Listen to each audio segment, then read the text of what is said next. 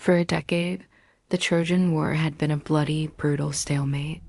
The impenetrable walls of Troy stood as a monument to defiance, mocking the might of the Greek invaders.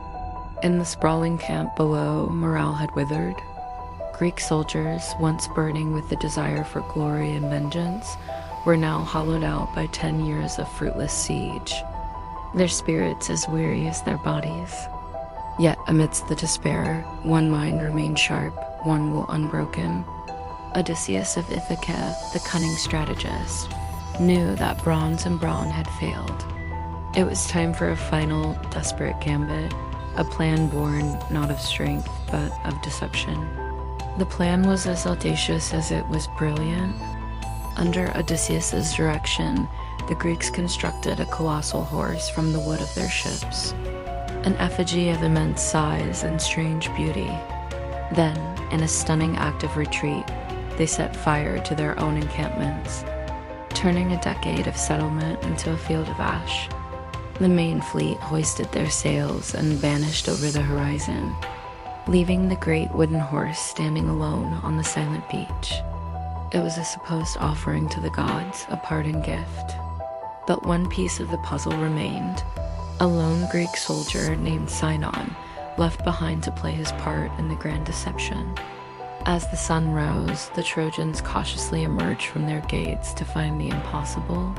The Greeks were gone. On the shore stood the magnificent horse, a silent testament to their departure.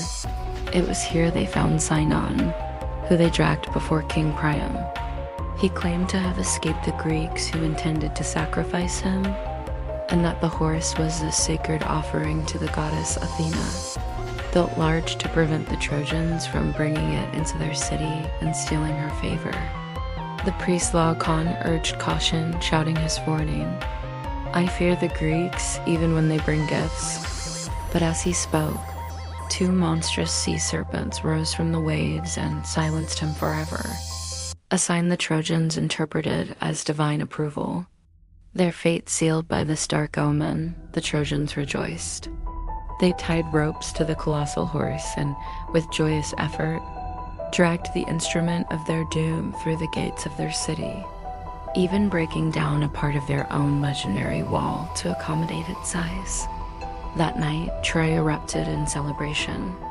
Wine flowed freely and songs echoed through the streets as the city celebrated the end of the long, bitter war. While the city slept, lost in a drunken stupor, the Greek soldiers hidden within the horse's hollow belly waited in tense, suffocating silence, their hands clutching their swords. Under the deep cover of a moonless night, a hatch in the horse's belly swung open. Odysseus and his elite warriors descended on silent feet.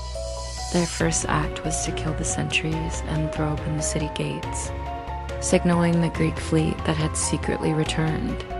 The full might of the Greek army poured into the sleeping city like a vengeful flood. What followed was not a battle, but a massacre. The night was filled with screams and the clang of steel as the unsuspecting Trojans were cut down in their homes and in the streets. Troy, the city that had withstood a 10-year siege, was consumed by fire and slaughter, its long defiance extinguished in a single night of legendary deceit.